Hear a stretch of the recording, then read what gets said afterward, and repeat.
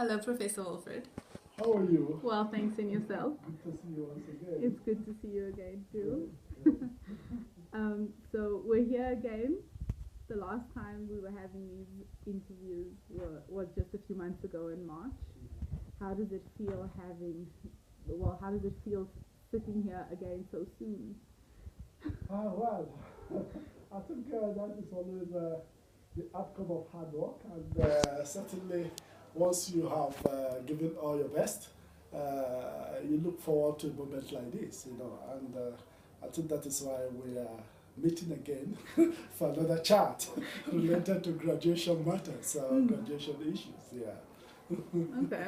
Your student, Zandile Moleko, graduated this evening. Of course, certainly. Yeah. And she's been with you since the start of her PhD. Yeah. What was your experience with her? Oh, wow. Zandile, well, I would say she's a very strong woman, I must say. Zandile completed her master's from Wits Waterstrand University before she came to UJ. And I think I was one of those that interviewed her when she was applying to do her PhD at UJ. And I think there were so many questions I asked from her related to her strength in methodology, of which she told me that she's quite good in MIS method, And we started thinking of how to explore it. One thing about Zandile is that, in fact, Zandile came to me as a single woman, but while under my mentorship, Zandile got married, and Zandile also got a baby. So, so she's having two PhDs, in fact, three PhD. Well, one PhD in marriage and another one in motherhood, of course, entering into motherhood. So now this is in fact the third PhD. It makes sense. Which is quite exciting. It's fascinating how she did that with marriage and a child. So I manage her situation as a nursing mother. I manage her situation as a woman that was expecting her baby. I manage her situation as a married woman, moving from a single woman to a married woman. So I think those are part of the dynamics we meet. I think Zandile is not the first female that I've encountered in similar ways. I remember my supervision of Dr. Yancy van Rensburg, Adele Yancy van Rensburg. While also studying under me, she became pregnant, and of course she delivered a baby. so I have seen a lot of babies, and of course a lot of certificates and a lot of theses accumulating in my body. So I understand that this your child will be called a doctor or should be called a PhD. I think it's very admirable, Prof, that you don't just treat your students as students, but rather as human beings. You take into account the fact that they are a newlywed or a new mother, and you treat the situation accordingly, and that's very admirable. No, that is very, very important in terms of with regards to human race. Certainly, we know the dynamics of certain individuals from gender point of view. That certainly we have mothers, we have sisters, we have girlfriends, even we have also cousin sisters and the rest. And in fact, that particular responsibility of other people within your setting must be respected and must be taken care of, because once upon a time, myself, I got married. Once upon a time, my wife was pregnant. Once upon a time, I got boys. You can see my boys have grown up now. So on the basis of that, I put that into perspective when I'm dealing with others, because I know the challenges of motherhood, taken from the experience of my mother. I think I was already a grown-up when my mother was giving birth to the last children in our family. So I witnessed those suffering and, of course, those specific nature of womanhood. And, of course, I have a family, I have a wife, and, of course, during her pregnancy also, I witnessed those specific issues about womanhood, you know. So that is why also when I have a student passing through those challenges, it's just like a normal thing to me. Because you know how to handle it. You've seen it before. So I give them all natural support. Yeah. Thanks. Okay. Yeah. The topic that Zandile chose for her PhD is quite an interesting one. Her topic was perceptions held towards African female leaders, which is a very powerful topic, in my opinion. What are your thoughts surrounding this topic? Well, you see, for so many years, I think the African woman or an African woman have been deprived from so many, right from even our cultural backgrounds, you know.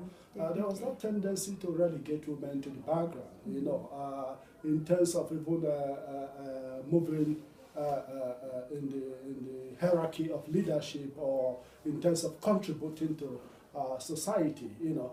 But when you look at the current trend, you will see that, okay, the world is beginning to recognize the importance of women and of women, and of course the contribution that women can actually bring to the workplace, the contribution that women can even bring to society, the contribution that women can even bring to governance. For instance, if you talk about women leaders, you need to think about people like Nkosazana Zuma, you need to think about people like Indira Gandhi, you need to think about Iron Margaret Thatcher in previously UK, and so many women leaders that have said, you know. So ignoring this specific gender is actually doing a disservice to humanity in the sense that there are things women can bring to the table. So Zandile's topic, perception here about women, sometimes also women constrain themselves, you know, by accepting that stereotypical perception that people have placed on them, you know. That they're incapable. They are incapable, so they accept it, you know. But I think this is the time for women to break forth and say, no, what a man can do, a woman can do, and even do it better. I like how you put emphasis on break forth. Of course, you know. So what a man can do, a woman can also do it better. So on the basis of that, I think Zandile's thesis is actually trying to kind of educate women, trying to rejuvenate women, by trying to make them not perceive themselves as inferior to other gender group or to the male gender group or something of that nature, that they can actually excel also in leadership, and in fact that even people from different gender perceive them as strong, perceive them as leaders, so they should not kind of put themselves within that closet, you know, that they cannot do it or they cannot achieve to the top of leadership, even presidents of nations. So I think when they change that perception, because perception matters, you know. Definitely. Perception is what takes care of the world. If you perceive yourself as inferior, you will continue to remain in that box of inferiority. But if you perceive yourself as strong and capable, you will begin to find ways of making yourself strong and capable, and showing and you will succeed. Yeah, certainly. So I think that is actually what Zandile's thesis is trying to address, looking at different category of people to see how they perceive women, and also interrogating the women also to know how they themselves perceive themselves, and also women in leadership position, how they perceive themselves, you know, so that it doesn't look as if they are just placed there out of tokenism or some other aspect, you know, that they are there doing the work of a leader as a female leader. Yeah. I think what's nice about this whole situation is not situation, but rather what's lovely about you being Zandile's supervisor with this topic is that you are passionate about it as well. You are passionate about African women being leaders and women realizing their strengths, and that they have they can have the confidence to achieve more. Certainly. So certainly. that's also very inspiring. Of course, certainly. And on the same topic, do you think that enough has been done thus far for African women to become empowered in this country? Okay, I think so much has been done, but more needs to be done, you know, in that particular sphere, in that particular area, you know. In fact, also giving women a chance to aspire for the highest positions in society, in government, and in different areas. Let's see how women can actually manage things, you know.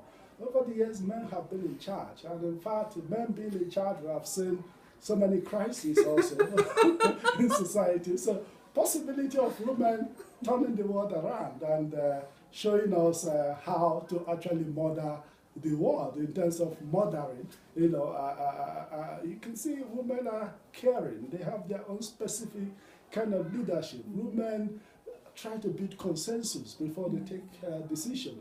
Women have a kind of that kind of soft heart, you know, compassion, you know, compassion, and of course they put other people into consideration because they know when there is crisis, it can even affect other people's children, of which they are also mother of children. Can you see? So on the basis of that, I think more needs to be done in terms of seeing how to project women and see possibility of women leading us as mothers. But I think it's good to see that the world is evolving, however slowly it is. It is evolving in a way that is allowing more room for women to become leaders, powerful leaders as well. Of course.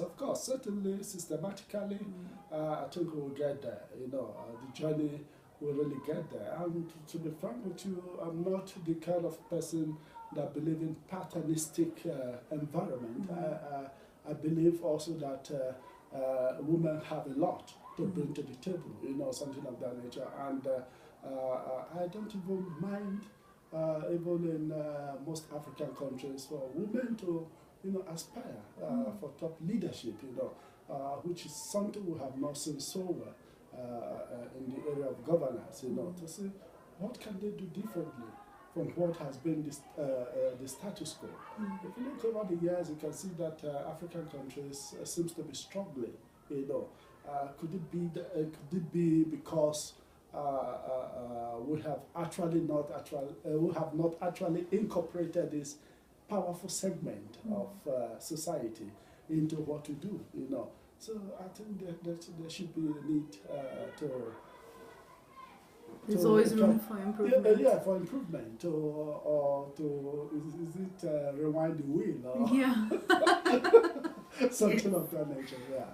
Okay. Well, I think that this interview has probably been one of the most educational and inspiring interviews that we have done. And I think it's all thanks to Zandile and the topic that she's chosen. For women like me, I think it's very powerful, and it's, like I said, very inspiring as well. So I want to thank you, Prof, for all the work that you continue to do for young female leaders, males as well. Of course, yeah, of course. We all appreciate you very much. Thank you very much. Thank you very much. Thank you, Prof. Keep well.